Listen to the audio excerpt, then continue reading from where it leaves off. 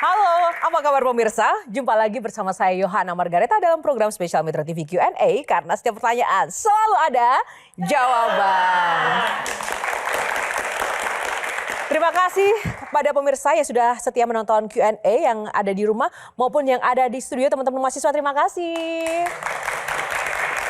Dan saya tidak sendiri, ada panelis yang luar biasa menemani saya malam ini. Ada Kak Semi, halo apa kabar? Shirley Anavita. Wih, ahli forensik kita, Bang Reza Indragiri. Wah, kalau tiga panelisnya kayak gini, siapa ya bintang tamunya? Nah ini dia, di tengah derasnya arus informasi pemirsa, ketika opini berseliweran tanpa batas, ada satu sosok yang berani mengguncang ruang publik dengan cara berpikirnya yang tajam, berani, dan seringkali berada di batas ngeri. Namanya tak asing lagi bagi para penikmat konten politik dan sosial di dunia digital. Kita sambut bintang tamu kita, Ferry Irwandi.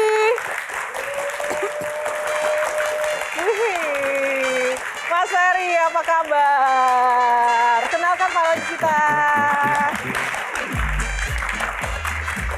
Tunggu, ini teman-teman di studio, Mas Ferry sini dulu dong. Meriah banget. Kenapa nih? Ini ya idola Gen Z masa gini ya. Sibuk apa kabar, Ferry? Sibuk menikmati hidup. Oh, sibuk menjalani kehidupan, sibuk bersama keluarga. Kehidupannya seperti apa kalau boleh tahu? Menyenangkan. Menyenangkan ya, tepuk tangan buat Ferry. Semenyenangkan apa sih? Silahkan duduk, nanti kita akan tanya-tanya Ferry. Silahkan Mas Ferry. Mas Ferry dan juga teman-teman seperti biasa Q&A ada syaratnya sebelum kita akan ngobrol lebih jauh lagi dengan Ferry Irwandi. Kita mau buka box dulu. Yang pertama, mungkin Ferry bisa buka box nomor berapa? Ada 9 box. Kas Q&A di dalamnya akan ada tema-tema yang akan kita bahas. Silahkan dipilih salah satu dari nomor 1 sampai dengan 9. Mas Ferry, box nomor berapa yang dipilih? 2. Kita buka box nomor 2. Ferry di batas ngeri, sesuai tema kita ya. Ini dengan stigma kayak gini nih, win rate 100% membanggakan atau menegangkan sih hidupnya? Biasa aja. Gimana? Ya, cuma gini, kita kan memahami bagaimana peta realitas dan masyarakat ya. Masyarakat berkembang, apalagi generasi kita sekarang, generasi muda kita sekarang. Mereka tumbuh dengan pop culture yang mungkin berbeda dengan generasi saya dan Mas Semi misalnya kan. Mereka tumbuh dengan anime di Jepang, mereka tumbuh dengan cerita heroic Marvel or something like that. Jadi ketika mereka memproyeksikan, oh ini sesuatu yang jadi pattern gue nih, ini sesuatu yang gue pengen lihat dari orang gitu. Dan makanya muncullah hal-hal yang mungkin 10 atau 15 tahun yang lalu itu nggak ada gitu loh. Termasuk apa yang ada di TikTok yang orang bicarakan. Jadi sebenarnya yang pertama jelas win rate saya tidak 100% ya.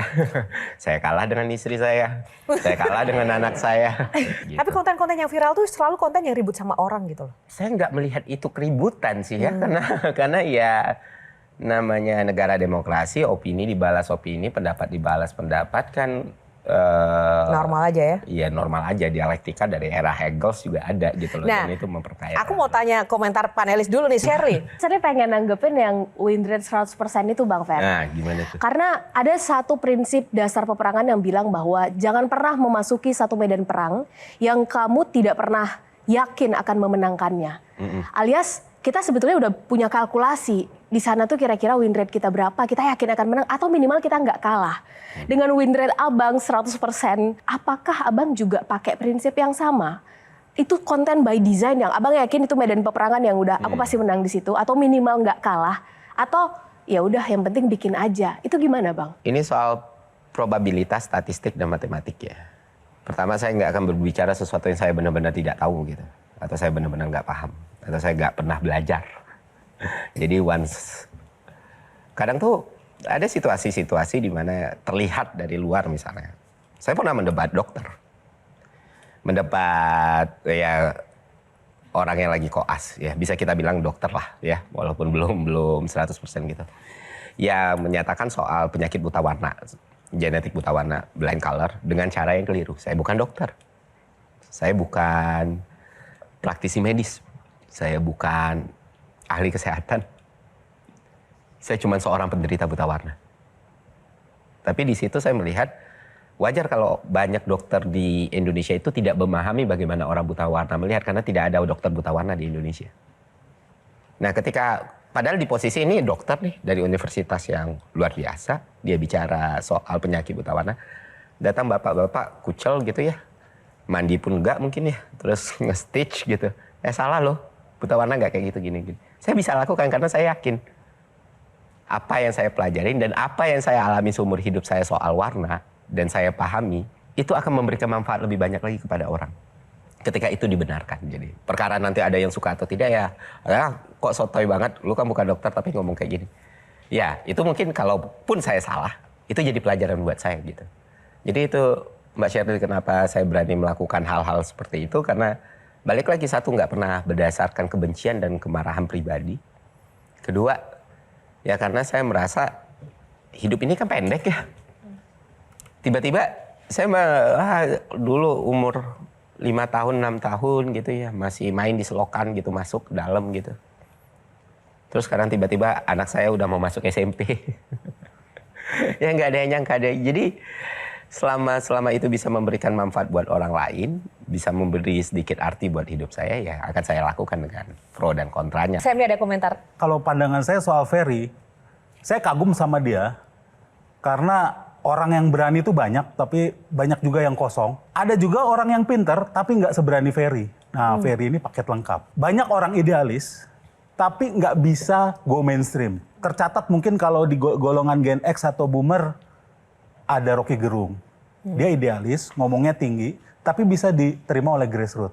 Nah, Ferry ini mungkin versi Gen Z-nya lah ya, yang mempengaruhi Gen Z. Itu komplimen, Ferry. Hanya saya banyak juga hal-hal yang nggak setuju bukan dengan value yang Ferry perjuangkan. Tetapi saya ngeliat ini orang kayaknya kelebihan energi gitu. Karena kalau soal tes nyali, saya termasuk yang nyalinya besar kalau di panggung. Tapi kalau dia sampai dukun santet diajak berantem, terus santet gua kayaknya nggak seberani gitu. Nah, lu energinya sebesar apa sih? Kok bisa begitu gitu? Gak tahu ya Bang. Kadang ngerasa kalau dibilang care itu sebenarnya enggak sih, lebih kayak harusnya yang benar kan kayak gini ya gitu. Lebih kayak ini seberapa besar kerugian karena dukun-dukun santet ini, praktisi-praktisi ini, berapa banyak ini berdampak pada nilai ekonomi yang tidak terkalkulasi, seberapa banyak orang miskin karena ini, seberapa banyak peradaban tidak maju karena ini, dan ya banyak hal-hal yang bahkan bikin, yang paling berdampak sekali adalah semua hal yang sifatnya mistik, santet dan lain sebagainya di luar apa yang kita percayain dalam iman masing-masing ya. Itu dampak destruktifnya udah bertahun-tahun di Indonesia, puluhan tahun, and no one say something gitu loh. No one. Karena berpikir lebih enak diam. Dan kenapa gitu loh. Dan kenapa ini kan berpengaruh langsung pada kehidupan kita masing-masing nih. Saya melihat kemarin itu di Cipularang misalnya. Di Cipularang itu banyak banget perbaikan harus dilakukan kan. Tapi karena tahayul, karena mitos di situ, akhirnya nggak ada yang terjadi apa-apa, nggak ada perubahan yang berarti, orang-orang tetap kecelakaan di kilometer 90 sampai 100. Bukannya ada perbaikan di situ, malah wah kayak gimana ya kita lebih menghargai makhluk astral di sini bla bla bla dan lain sebagainya. Di era modern kita masih melihat hal-hal seperti ini. Jadi saya pikir bukan, dan saya tidak mau punya prasangka buruk kan dengan, ya siapa tahu saya yang salah, memang ada gitu orang bisa masukin paku di perut orang gitu kan, atau ada gitu orang bisa meledakin perut orang gitu atau mencelakakan orang dari jauh. Bayangin berapa efisien biaya militer kita. Seandainya semua percaya. Iya, Ada jawabannya lagi, nggak bisa lintas laut katanya. Iya, nggak bisa lintas laut katanya kan. Tapi sering diteror nggak dengan keberanian dan energi yang berlebih itu? Saya nggak melihat itu teror sih. Tapi melihatnya Percobaan. kan tetap aja. Masa nggak ada takut-takutnya sih? Banyak, Kan? saya punya Yang takut. paling ditakuti. Takut itu kan alarm apa? alami dan alarm paling canggih dalam proses evolusi manusia ya. Kita itu bisa mempertahankan kehidupan karena kita punya ketakutan kan. Cuman saya melihat ketakutan atas kematian itu ilusi, itu sesuatu yang pasti datang cepat atau lambat. Bagaimana mempersiapkan menuju kematian itu aja. 10 menit dari sini ada ratusan juta posibilitas yang bisa terjadi sama hidup saya. Jelajahi cara baru mendapatkan informasi. Download Metro TV Extend sekarang.